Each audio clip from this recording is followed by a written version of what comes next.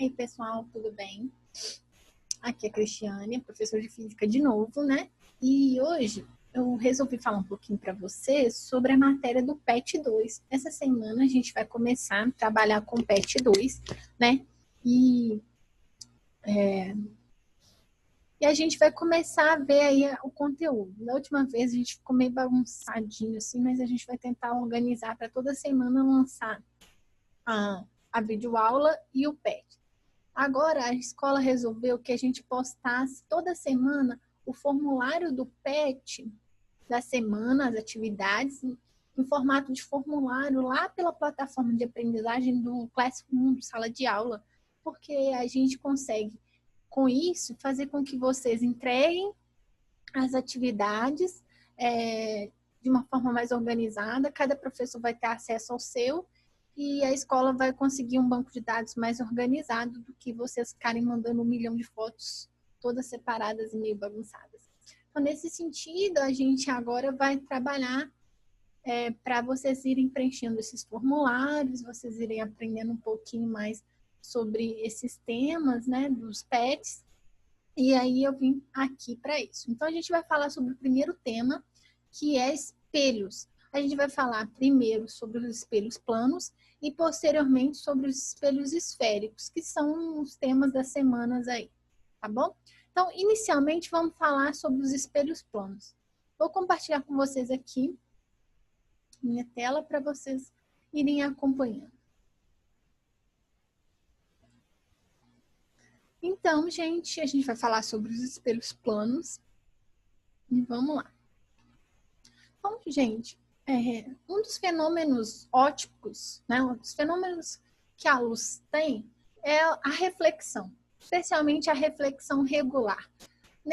Nesse tipo de fenômeno óptico, né, a luz ela vai encontrar um obstáculo, ela vai esbarrar nesse obstáculo e vai voltar. A gente fala que ela refletiu, né? Então, ela volta e, normalmente, esse tipo de reflexão, que a gente chama de regular, ela acontece em materiais específicos. São superfícies muito lisas e polidas, por exemplo, os espelhos, que são materiais que têm uma leve camada, uma fina camada de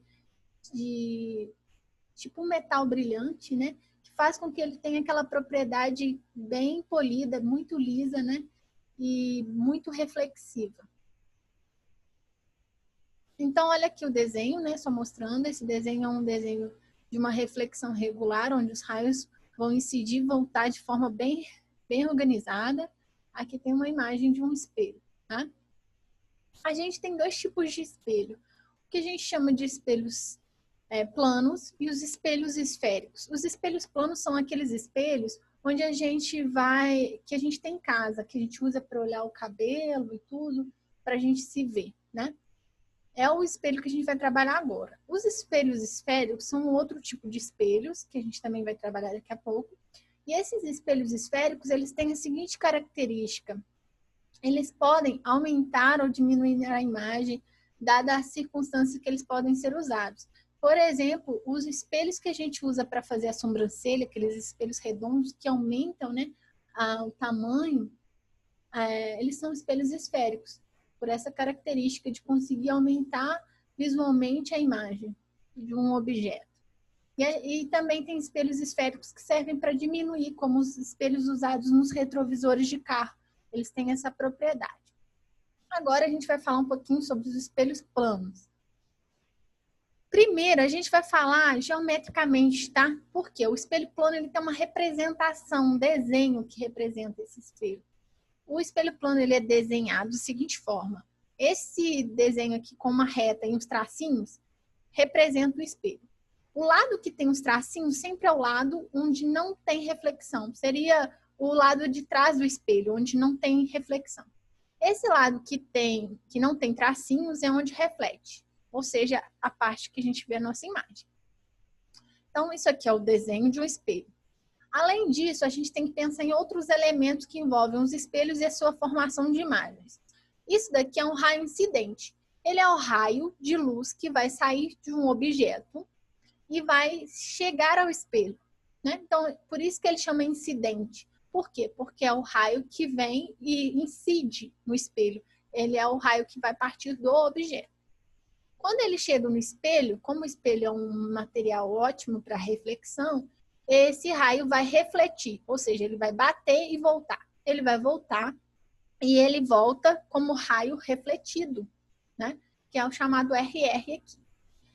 Observem o seguinte, o raio incidente e o raio refletido, eles são divididos por uma reta imaginária que divide eles num ponto aqui onde essa reflexão acontece, né? Essa divisão aqui é chamada de reta normal, tá? É a normal. E ela divide exatamente esses dois raios ao meio aqui nesse ponto. Então, nesse sentido, esses ângulos aqui, ó, cada um representa um ângulo. Esse aqui é o ângulo de incidência, ou seja, o ângulo referente ao raio de incidência, ele sempre está relacionado ao tamanho do ângulo, né? Entre esse raio incidente e normal. E esse R é o ângulo de reflexão. Ele é da normal até o raio refletido. Depois a gente vai falar, mas existem duas leis de reflexão que estão aqui, que a gente vai falar um pouquinho sobre elas daqui a pouco. Mas, inicialmente, vocês precisam saber o que significa cada uma dessas coisas. Raio incidente, raio refletido, ângulo de incidência, ângulo de reflexão, normal e espelho. Aqui a gente tem as leis que eu falei, que também estavam lá naqueles slides. Então, seguinte, primeira lei.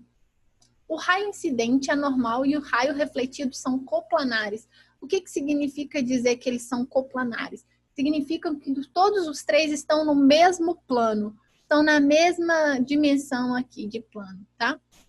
E a segunda lei, que é uma das mais importantes, é o seguinte: o ângulo de incidência e o ângulo de reflexão são congruentes. O que significa ser congruente? Significa que eles são iguais. Então, se eu tenho um valor de ângulo de incidência, por exemplo, um valor de 40 graus, significa que esse ângulo aqui, R, também vai ter 40 graus. Então, I sempre vai ser igual a R, não importa que valor que seja, tá bom? Aqui, desculpa repetir o slide. Segundo, então, como eu falei, o espelho plano, ele é uma superfície plana, polida e tem um alto poder reflector. E a gente tem essas propriedades aqui. Agora a gente vai falar um pouquinho mais. Quando a gente tem uma imagem na frente de um espelho plano, a gente tem a seguinte condição. Para a gente ter essa imagem, a gente precisa que os raios partam de um objeto que esteja na frente desse espelho, cheguem no espelho e reflitam. E os prolongamentos desses raios vão se juntar, eles têm que se cruzar para que a imagem seja formada. O que significa isso? Observem, deixa eu ver se tem aqui. Observem aqui esse desenho. Eu tenho esse objeto que é uma bolinha inicialmente, depois a gente vai ver com o objeto inteiro. Ele é só uma partícula, uma bolinha. Os raios tem que sair pelo menos 2, tá? Sempre tem que ser pelo menos 2. Os raios saíram aqui da bolinha em direção ao espelho, 2, e eles refletiram. Refletiram. Só a reflexão, a reflexão vai até os olhos da pessoa que está vendo. Mas a imagem, ela é formada pelo prolongamento desses raios que refletiram. Ó, eu prolonguei. O que significa prolongar? É fazer com que esses raios, imaginariamente, formem uma linha que se cruze em um determinado ponto. Essas linhas prolongadas, elas se cruzam, na verdade, dentro do espelho. Por isso que eles são prolongamentos de raios, né? E aí, eles prolongam e se cruzam. No momento onde eles se cruzam, aí existe a formação da imagem. Então, a imagem é feita desses prolongamentos e dentro do espelho. Isso vale para um ponto objeto, como uma bolinha, um pontinho desse, ou para um objeto extenso, um corpo grande, uma pessoa. Aqui tem um pote de alguma coisa, né? Então, ó, saiu pontos de raios de luz do objeto em direção ao espelho. Quando a gente está falando de um objeto extenso, tem que sempre sair da parte superior e inferior dele, né? Eles vão refletir nos olhos de quem está observando o espelho. E aí tem que se cruzar, né? Então, prolongou e se cruzou e formou a imagem. A gente vai entender um pouquinho sobre as características dessas imagens. Tem características específicas das imagens formadas no espelho e é isso que a gente vai entender agora. Então, aqui tem algumas classificações de imagens. Por exemplo, a gente tem imagens que são reais. Quando a imagem é real? Quando o próprio raio de luz refletiu e voltou sobre ela. Por exemplo, eu sou um objeto. O raio de luz incide em mim, tá? E vai pro olho do meu marido. Ele vai me ver. Eu vou ser uma imagem real para ele. Porque eu sou... os próprios raios de luz saíram de mim e partiram para ele. Então, eu sou um ponto objeto real. Depois a gente vai ver disso melhor. Tem as imagens virtuais, que são formadas pelos prolongamentos dos raios. Então, dentro do espelho, por exemplo, a gente tem imagens virtuais, porque não são os próprios raios que estão se encontrando, né? E sim os prolongamentos deles. Tem os tipos de imagem que a gente chama de imprópria, quando não forma imagem nenhuma. Tem as imagens que são direitas. O que significa ser direita? Na mesma posição que o objeto. Então, se eu estou com a mão de cabeça para cima, a imagem também tem que estar. Tá? Então, isso é direito. Eu de cabeça para cima, ou seja, eu em pé, a imagem em pé também. Agora, a imagem invertida seria o contrário. Eu tenho um objeto em pé e a imagem fica de cabeça para baixo. Isso é ser invertido. Imagem simétrica. Imagem e objetos são equidistantes do espelho. O que significa ser equidistante? Tanto o objeto quanto a imagem estão à mesma distância do espelho. Eu vou falar um pouquinho sobre isso daqui a pouco. Imagens assimétricas, essas distâncias são diferentes. Imagem menor, ou seja, eu vou ter um objeto de um tamanho, por exemplo, 2 metros, mas a imagem dele é de 20 centímetros. Ou seja, significa que a imagem que está sendo criada no espelho vai ser menor. Isso daqui é tipos gerais, não vale para o espelho plano especificamente esses tipos. Eu estou falando de tipos gerais de imagens. A gente vai ver quais desses aqui vão se encaixar no caso do espelho plano, tá bom? E a imagem maior é aquela que vai ficar o objeto maior do que o real. Esses menor e maior, normalmente a gente vai trabalhar com espelhos esféricos depois, tá bom? E as imagens que são do mesmo tamanho. Então, vamos continuando aqui. Para formar a imagem, a gente tem os pontos imagens, que são pontos onde vai ter a formação de imagem. A imagem pode ser real, como eu falei, por exemplo, esse aqui é um objeto, os raios se cruzaram e formaram a imagem. Esse aqui é uma imagem virtual. O objeto, ele lançou, só que elas não se cruzaram. Eu precisei prolongar para se cruzar. Então, aí, nesse caso, a imagem é virtual. E aqui é imprópria, porque os raios não se cruzam de jeito nenhum, nem por prolongamento, nem os próprios raios. Mas depois a gente fala sobre isso. Então, vamos falar um pouquinho sobre as propriedades das imagens nos espelhos planos. O espelho plano, uma primeira propriedade que a gente pode falar é equidistância em relação ao espelho. O que significa isso? Se eu tenho um objeto P aqui, e aqui a imagem P', pode ser eu e a minha imagem aqui, qualquer coisa, isso é uma coisa genérica, sempre a minha distância até o espelho vai ser igual à distância que a imagem tem dentro do espelho até o espelho. Pensa numa lógica. Eu estou olhando no espelho. Se eu tiver coladinha lá no espelho, tipo eu aqui mostrando para vocês, se eu chegar meu rosto aqui, lá no espelho, eu vou ver só essa parte aqui, né? Se eu me afasto, lá dentro a imagem também se afasta. Então, é a mesma condição. Se eu me aproximo, a distância diminui, a imagem fica mais próxima. Se eu me afasto, a imagem também lá dentro se afasta. Então, sempre vai estar a mesma distância que o objeto. Objeto e imagem sempre a mesma distância do espelho. Então, se eu estou a 2 metros aqui do espelho, a imagem também está a 2 metros. Se eu estou a 10 centímetros do espelho, a imagem também está a 10 centímetros. SD é sempre igual, aqui e aqui. Objeto e imagem têm naturezas opostas. O que significa isso? O objeto que está na frente do espelho é real, né? Por quê? Porque ele é um objeto formado pelos raios de luz e eu vejo ele por causa disso. Aqui, a imagem dele é virtual. Por que é virtual? Eu preciso prolongar os raios para eu ter essa formação de imagem dentro do espelho. Por isso, ela é chamada de imagem virtual. Outra propriedade do espelho é o enantiomorfismo ou reversibilidade. Reversa, a imagem é chamada de reversa. Por quê? Quando eu chego a minha mão direita na frente do espelho, lá aparece a esquerda. Então, essa propriedade, ser enantiomorfa, significa que a imagem no espelho, ela troca a esquerda com a direita. Tá? Ela inverte esses dois pontos, esquerda e direita. Então, lá na imagem, o que está na direita vai para a esquerda e o que está na esquerda vai para a direita, tá? Inverte.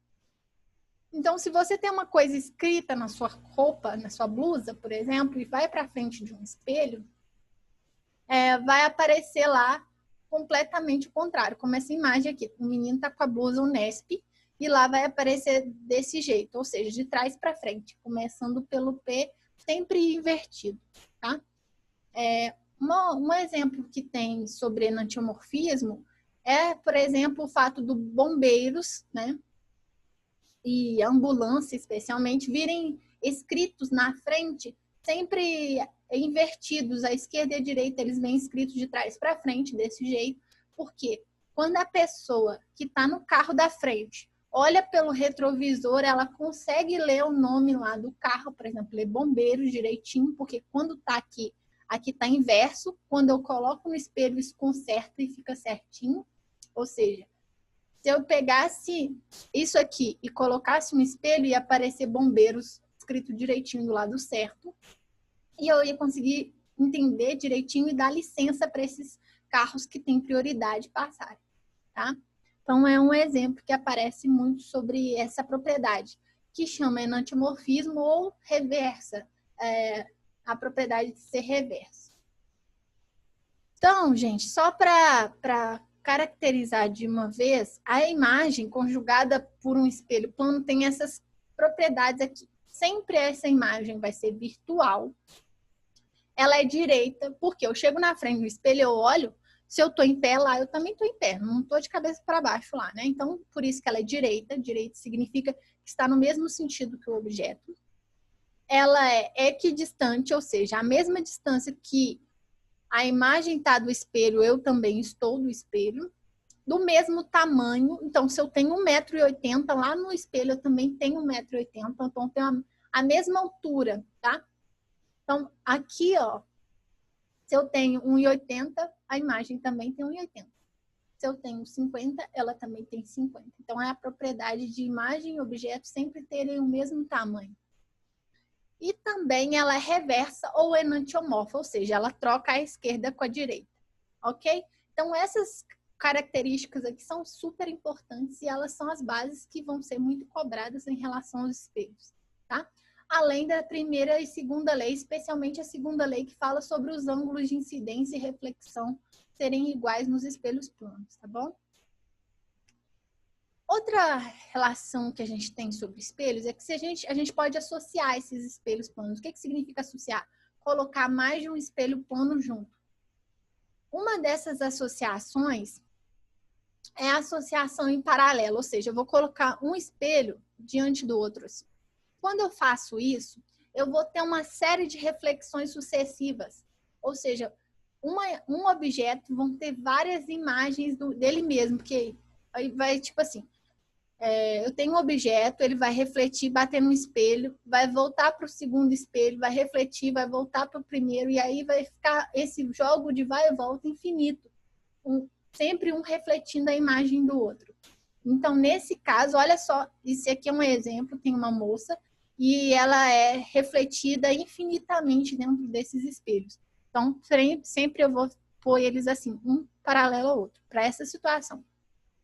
Alguns restaurantes algumas padarias colocam os espelhos para dessa dimensão, parece que está aumentado, dá uma sensação bacana o espaço. A gente fala que a formação é infinita, ou seja, tem infinitas imagens vão ser formadas. A outro tipo de combinação de espelhos é que não outras que têm algum ângulo, mas que não sejam paralelas, tá? Nesse caso aí, a gente vai ter um número de imagens formadas específicas para cada ângulo que eu colocar esses espelhos. E essa equaçãozinha aqui é a fórmula que eu trabalho para usar para calcular esse número de imagens, que é a quantidade de imagens que eu vou ter, né? Então, aqui a gente tem o N, que é o número de imagens, ele vai ser igual a 360 graus, que seria uma volta completa, o ângulo completo de uma circunferência, dividido por alfa. Esse alfa aqui é o ângulo no qual eu coloco os espelhos. Por exemplo, eu poderia pôr um ângulo de 120 graus. Então, aqui eu vou colocar 120. Se eu colocasse os dois espelhos com um ângulo de 60 graus, eu ia colocar 60 graus aqui. E aí, o ângulo que eu coloco aqui, eu vou dividir o 360 por ele e no final eu vou subtrair por menos 1. Né? E aí eu vou achar o número de imagens que essa montagem vai me fornecer. Aqui tem um exemplo. Eu tenho uma pilha e ela está a 90 graus, né? Os dois espelhos estão a 90 graus de ângulo. Eu juntei eles e dei um ângulo de 90 graus entre eles. Então, o que eu vou fazer? Vou montar a fórmula. N é igual a 360 dividido pelo ângulo menos 1. O ângulo aqui é 90. Então, 360 dividido por 90 menos 1. Então, N vai ser 4, porque 360 por 90 dá 4, menos 1. N vai dar 3. Então, eu tenho 3 imagens formadas, tá?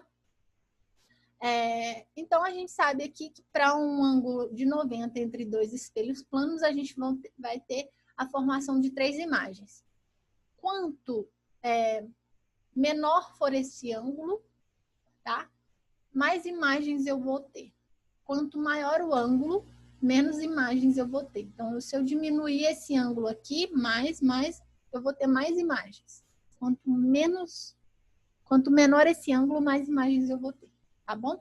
Então, é uma das aplicações de espelhos planos, essa associação. Então, a gente vai terminar aqui a parte de espelhos planos e no próximo vídeo eu vou falar sobre os espelhos esféricos, tá bom? Espero que vocês tenham entendido e a gente volta falando dos espelhos esféricos depois, tá bom? Beijão!